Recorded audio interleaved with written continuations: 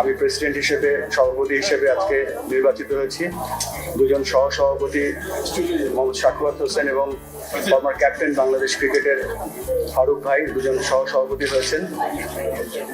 বাংলাদেশ ক্রিকেটের আমাদের যে সৌহার্দ্যপূর্ণ পরিবেশ, তার একটা প্রমাণ আপনাদের কাছে রাখতে চাই যে আজকে যখন আমি সভাপতি হয়েছি তখন সভাপতি হওয়ার যে সেকেন্ডার ছিলেন তিনি ছিলেন ফারুক ভাই, এবং ফারুক ভাই যখন সভাপতি হয়েছে সেটার প্রস্তাবক ছিলাম আমি।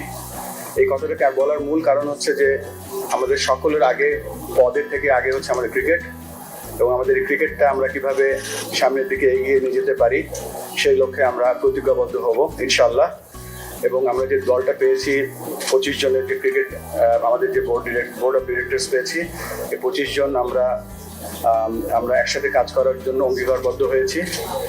পরবর্তীতে আমাদের ক্রিকেট অপারেশনসের চেয়ারম্যান এখানে ফাইন ভাই আছেন, এবং তার ডিপার্টমেন্টের যে দলটা তিনি সব থেকে বেশি সময় ব্যয় করেন, বাংলাদেশ জাতীয় দল, তাদের আফগানিস্তানের সাথে আমরা যে গতকালকে যে লাস্ট তিনটা টি-20 ম্যাচ জিতেছি সেটা সেলিব্রেশন করার জন্য আমরা একটা কেক কেটে উদযাপন করেছি।